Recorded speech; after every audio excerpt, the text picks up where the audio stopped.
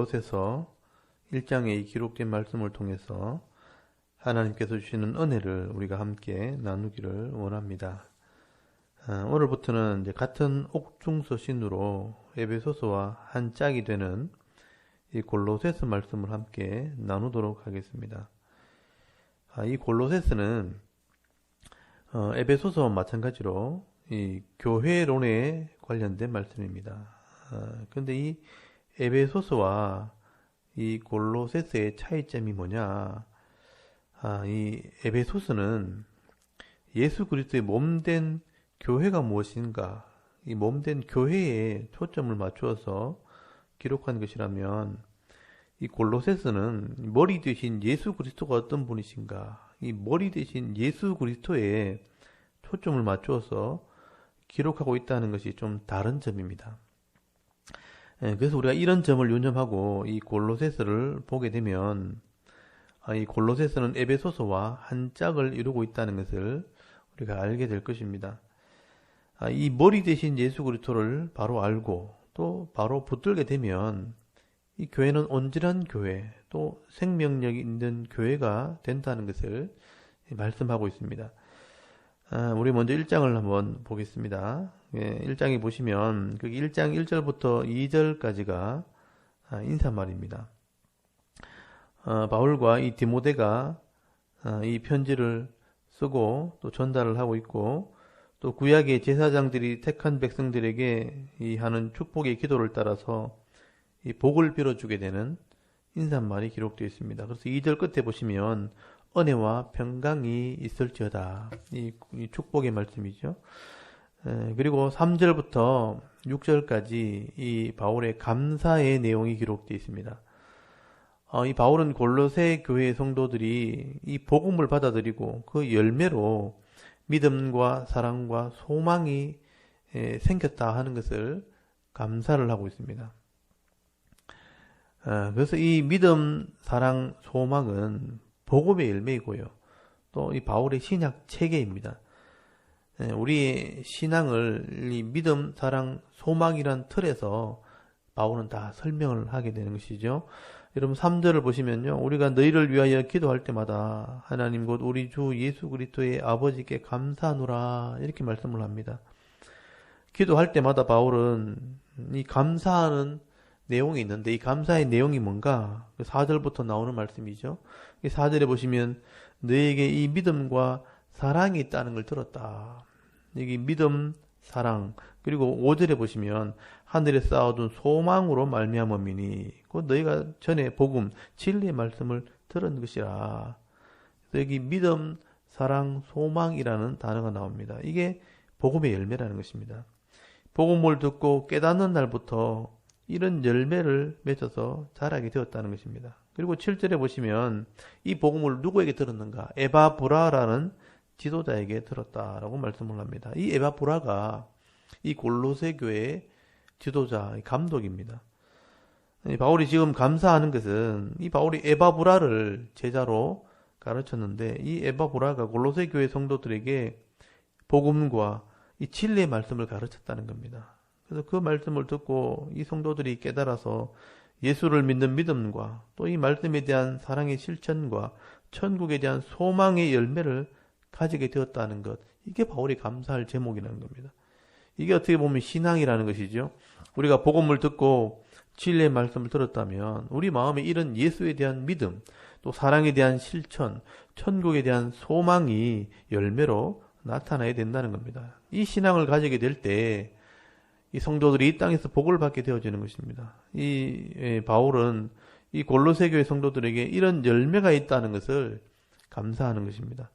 오늘 저와 여러분도 삶 속에서 이 진리의 말씀을 바로 깨달아서 이 믿음과 사랑과 소망의 열매가 가득 맺혀지는 그런 삶을 살아가는 성도가 될 수 있기를 바랍니다.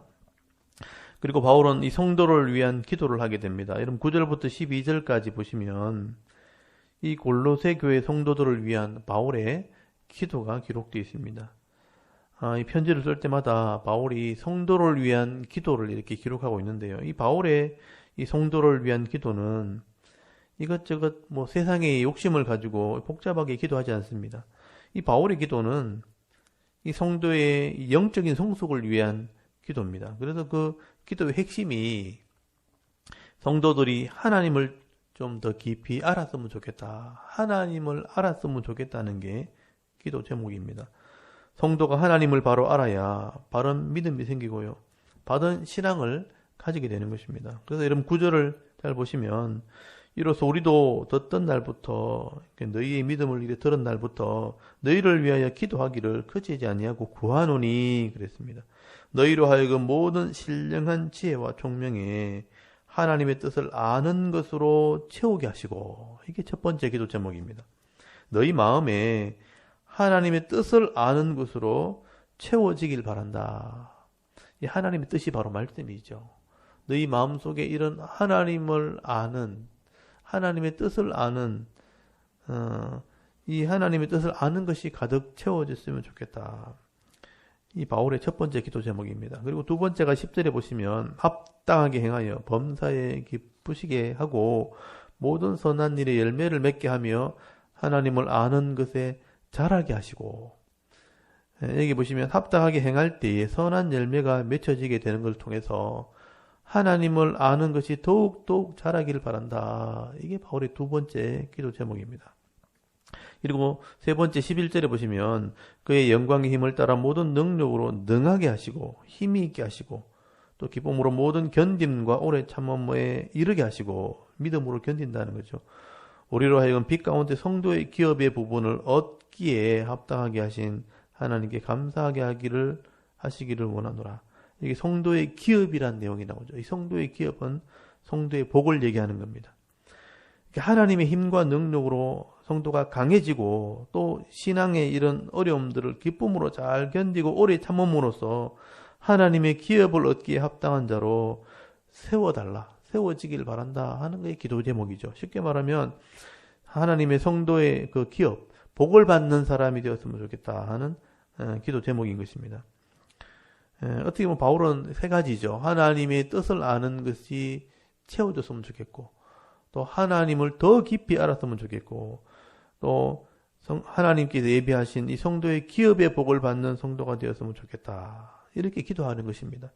이 바울의 기도는 짧은 기도이지만 이 성도를 위한 기도이고 능력 있는 기도입니다. 여러분 이 기도의 내용을 잘 정리하셔서 여러분 이 기도의 내용을 따라서 여러분 자신을 위해서 기도하시고요. 또 성도를 위해서 기도할 때에 말씀대로 기도하고 말씀에 기록된 복을 받는 그런 은혜가 있는 성도가 될 수 있기를 바랍니다. 그리고 여러분 13절부터 보시면 본격적인 본론이 시작됩니다. 머리 대신 예수 그리스도가 어떤 분인가 소개를 바울이 하게 됩니다. 여러분 13절부터 보시면요. 먼저 하나님에 대한 얘기를 합니다. 그가 할 때 그는 하나님입니다. 그가 우리를 흑암의 권세에서 건져내사 그의 사랑의 아들의 나라로 옮기셨으니 여기 하나님이 우리를 흑암의 권세, 죄의 권세에서 건지신 분이다. 하나님이 우리를 구원하셨다는 겁니다. 하나님이 이렇게 우리를 구원하셔서 어떻게 하셨는가? 그 아들의 나라, 이 사랑하는 아들의 나라가 바로 하나님의 나라를 말씀하는 것입니다. 그러므로 이 첫 번째 예수님에 대한 소개, 이 그리스도에 대한 소개는 그는 하나님의 나라의 주인 되시는 분이다. 그렇게 말씀하죠. 그리고 14절에 보시면요.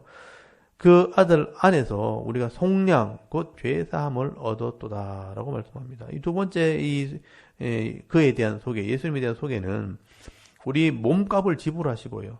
또 죄에서 자유를 주신 분이라 하고 소개를 하는 겁니다. 우리의 구원자가 되신 분이라는 것이죠. 그분이 바로 우리의 구원자다. 그리고 15절에 보시면요. 그는 보이지 아니하는 하나님의 형상이요. 하나님과 동일한 분이라는 뜻입니다. 모든 피조물보다 먼저 나신이다. 모든 만물보다 먼저 계신 분이니까 창조주죠.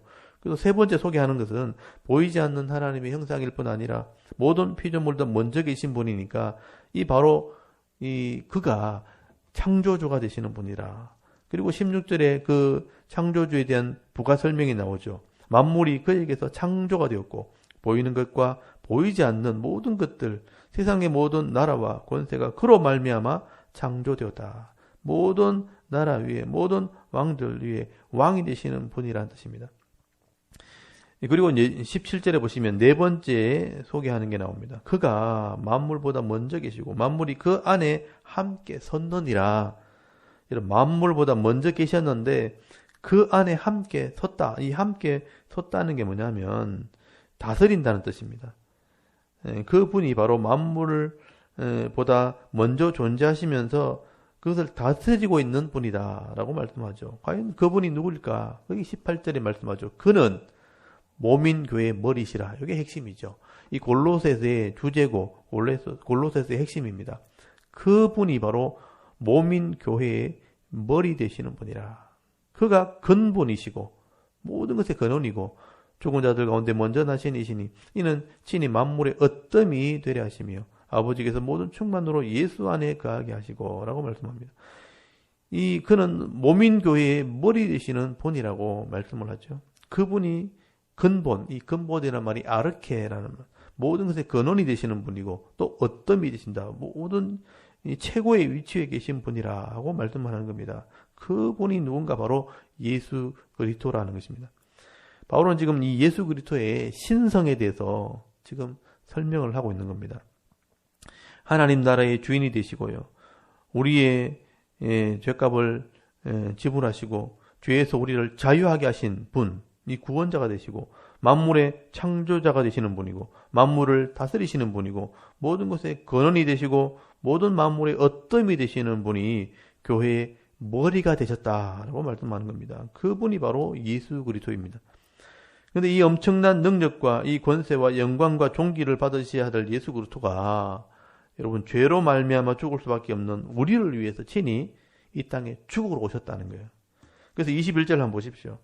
전에 악한 행실로 멀리 떠나 마음으로 원수가 되었던 너희를, 우리를 지금 말하는 겁니다. 원수가 되었고 우리를 떠나 있던 너희를 이제는 그의 육체의 죽음으로 말미암아 화목하게 하사 너희를 거룩하고 험없고 책망할 것이 없는 자로 그 앞에 세우고자 하셨으니, 우리가 하나님의 원수가 되었고 하나님으로부터 떠나 있던 자를 십자가의 죽으심으로 화목하게 하시고 거룩하게 하시고 하나님의 자녀로 세우게 하려고 예수님이 이 땅에 오셨다는 겁니다. 그래서 23절에 만일 너희가 이것을 믿고 예수님이 오신 것을 믿고 흔들리지 않는다면 그의 백성이 된다. 그렇게 된다는 말은 그의 백성이 된다는 것입니다. 이게 바로 복음이라는 거예요. 그래서 23절 끝에 보시면 이 복음은 천하 만민에게 전파된 바요. 나 바울은 이 복음의 일꾼이 되었다. 이렇게 말씀하죠. 이 복음, 이 교회의 머리가 되시는 예수님께서 우리를 위해 죽으심으로 우리를 하나님 백성 되게 했다는 것, 이게 바로 복음인 것입니다. 그런데 이 복음이 어떻게 우리에게 전파되고 알려졌는가? 이게 하나님의 놀라운 계획 가운데 바울이 이 복음을 전한 일꾼으로 부름을 받았다는 것입니다. 개인적으로 바울은요, 이게 너무너무 감격인 거예요. 너무너무 큰 은혜죠. 그래서 지난번에 우리 에베소서 말씀을 나눌 때도 에베소서 3장에 보시면 바울이 이 하나님의 은혜의 경륜, 나를 일꾼으로 불렀다는 거죠. 하나님의 은혜의 경륜을 깨닫게 되었다. 이게 하나님 놀라운 계획이었다라고 말씀을 하게 되는 겁니다. 원래 이 복음은 만세 전부터 감추어졌던 것인데 이게 다 비밀이었는데 이제는 때가 되어서 모든 사람에게 이것을 나타내게 하신 것이죠. 바울을 불러서 바울을 통해서 이것을 나타내게 한 겁니다. 26절에 보시면요, 이 비밀은 만세와 만대로부터 감추어졌던 것인데 이제는 그의 성도들에게 나타났고, 그렇게 말씀하죠. 그리고 27절에 보시면 하나님이 그들로 하여금 이 비밀의 영광이 이방인 가운데 얼마나 풍성한지를 알게 하려 하심이라. 이 비밀은 너희 안에 계신 그리스도시니 곧 영광의 소망이니라. 이 비밀이 바로 그리스도입니다. 예수 그리스도라. 하나님의 구원 계획이라는 겁니다. 바울은 이 소식을 각 사람에게 알게 하고 가르치는 일을 하게 된 것입니다. 그래서 28절의 끝에 보시면 각 사람을 가르침으로 각 사람을 그리스도 안에서 완전한 자로 세우려 함이니 이를 위해 내가 하나님께서 주시는 능력으로 힘을 다해 수고를 한다. 이 일을 위해서 수고하는 자가 바울이라는 겁니다. 여러분, 그래서 바울의 사역은 이 예수 그리스도, 하나님의 이 구원의 비밀, 예수 그리스도를 모든 사람들에게 알게 하고 가르침으로 성도로 교회로 세우는 일을 하게 하였다 하는 것을 말씀하게 되는 겁니다. 그렇다면 여러분, 이 몸된 교회가 해야 될 일이 무엇이겠습니까?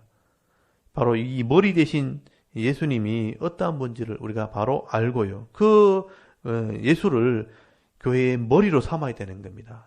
이 교회는 예수를 머리로 붙들어야 된다는 거예요. 사람의 몸이 머리에 붙어 있을 때 여러분 살아있게 되는 것이고요. 머리에서 이 모든 능력을 공급받아서 자라고 성숙하게 되는 것처럼 여러분 교회가 예수님을 머리로 붙들어야 된다는 겁니다. 근데 교회가 착각을 해가지고 예수님을 배우지 않고 예수를 알지 못하면 세상을 붙들게 되는 거예요. 세상의 우상이나 세상의 권력이나 힘이나 물질을 머리로 붙들어서는 안 된다는 거예요. 그걸 붙들고 있으면 같이 망하는 겁니다. 그래서 여러분 2장에 보시면 이제 내일 이 말씀을 나누겠지만 이 교회는 예수님께 어떻게 붙어 있어야 되는가, 붙어 있으면 어떤 능력이 나타나는가 하는 것을 이제 설명을 하게 되는 것입니다. 오늘 바울은 이 골로새서 1장의 말씀을 통해서요, 교회의 머리 대신 예수 그리스도가 어떤 분인가를 소개를 하고요. 그 예수를 바로 알게 될 때 바른 믿음, 바른 신앙, 또 바르게 성장할 수 있다고 소개를 하고 있는 것입니다. 오늘도 우리가 예수님이 어떤 분인지를 이 말씀을 통해서 여러분 바로 깨달을 수 있기를 바랍니다. 예수님은 우리가 들어갈 하나님 나라의 주인 되시는 분이고요. 우리 죄를 위해 값을 지불하신 분이고 구원자가 되시는 분이고 하나님의 형상이시고 모든 피조물보다 먼저 나신 분이고 창조자가 되시는 분이고 우리를 다스리시는 분이고 만물의 어뜸이 되시는 분이고 우리 교회의 머리가 되시는 분이라는 것을 여러분 온전히 깨닫고 믿을 수 있기를 바랍니다. 그러므로 세상에서 일어난 여러 가지 크고 작은 일들 때문에 여러분 염려하거나 근심하지 마시고요. 이 머리 대신 예수 그리스도로부터 오는 이 능력을 덧입고 오늘도 믿음과 사랑과 소망 가운데 늘 승리의 삶을 살아갈 수 있는 저와 여러분의 오늘 하루 삶이 될 수 있기를 주의 이름으로 축원합니다. 아멘. 우리 잠깐 기도드리겠습니다.